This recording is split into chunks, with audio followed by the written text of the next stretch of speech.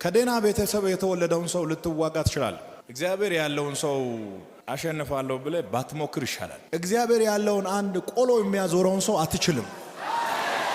ልስትሮ የሚሰራውን አትችልም ነው ያልኩት። እግዚአብሔር ምስክሬ ነው።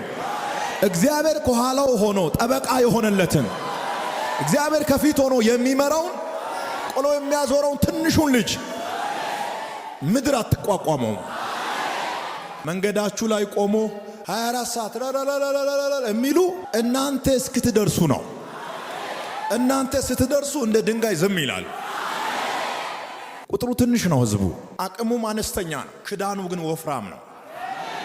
እግዚአብሔር ግን ለምንድነው ትንሽ ህዝብ፣ ትንሽ ሰው፣ ትንሽ ነገር ብዙ ጊዜ የሚመርጠው? ለምንድነው? የበቃ ነገር አይመርጥም። ከአሜሪካ ዩኒቨርሲቲ፣ ይሄ ከኬንያ፣ ይሄ ከባህር ዳር፣ ይሄ ከአርባ ምንጭ የሚሉትን ይዘላል። በቅቻ ያለው ሰው እንዳይል ነው። አሁን እኔ ዓለም አንድ እኔ እጅ ላይ መታ ብትቀመጥ ከኔ ነው ማለት አልችልም። አቃለው አቅመን መዳፌ ላይ ቢቀመጥ ዓለምን እንደዚህ እያረኩ ካንቴ ነው የሚለው። ሙሴ እንደዚህ ያለ እኔ ኮልታፋ ነኝ አለ። ብዙ መናገር አልችልም፣ ቀልጣፋ አይደለሁም አለ። እግዚአብሔር እንደዚህ ያለው አንተ ስትናገር ማይገዛ የለም። የሚያስፈልገው ቅልጥፍና ሳይሆን ተልኮ ነው።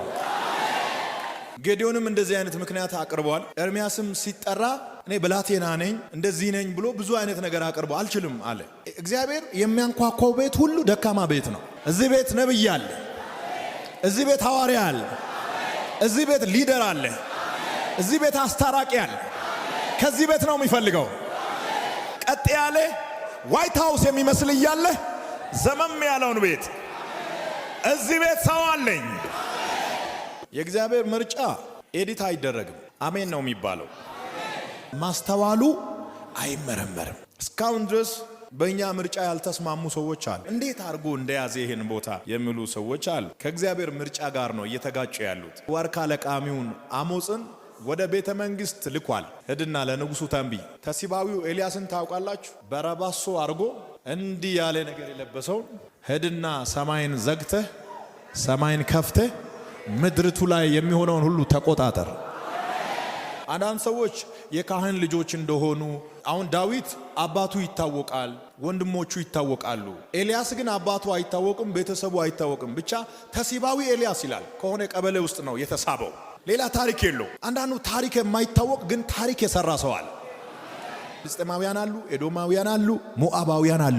የናንተ ዝና፣ የእስራኤላውያን ዝና እንዴት ሆናችሁ እንደተሻገራችሁ፣ እንዴት እንዳሸነፋችሁ የእግዚአብሔር የክንዱ ብርታት በጆሮአቸው ላይ ይሆናል። እናንተ ስትደርሱ ልባቸው ምን ይላል? ይርዳል። መቆም አይችሉም፣ በፍርሃት ይዋጣሉ። እውነትም እንደተባለው ከሲና ተራራ የተነሳው ህዝብ ወደ ፍልስጤማውያን ከተማ ሲገቡ ሁሉም ጥግ ይዞ ጸጥ ባላየ። ህዝቡ እኮ እያለፈ ነው። እስኪ እኔ እያለው ያለ ሁሉ የለም። ህዝቡ ዘና ብሎ እያለፈ ነው።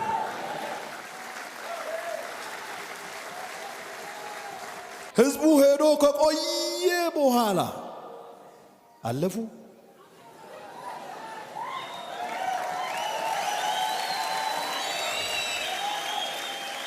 የማይለወጥ ታማኝነት፣ የማይቀየር እርዳታ ከኛ ጋር አለ። ውጊያው የኛ አይደለም። የሰው አቅም አንጠቀም፣ የሰው ዕውቀት አንጠቀም፣ የእግዚአብሔርን እንጠቀም። እንዲፈሩና እንዲንቀጠቀጡ ያደረገው ፍርሃት በፍልስጤማውያን፣ በኤዶማውያን፣ በሞዓባውያን ልብ ላይ የወደቀው እስራኤላውያን በያዙት ከባድ መሳሪያ ሳይሆን በእግዚአብሔር በክንዱ ብርታት ነው። ክንዱ ነው ፍርሃትን ያመጣው። የእግዚአብሔር ክንድ ምንድነው? ብርቱ ነው። እስኪ አንድ ሰው የእግዚአብሔር ክንድ ብርቱ ነው ይበል። እግዚአብሔር ህዝቡን ሲያድን የመጀመሪያው መንገድ ይከፈትላቸዋል። በቃ መንገዱ ዝም ብሎ ምን ይላል? ክፍት ክፍት ክፍት ክፍት ክፍት ይላል።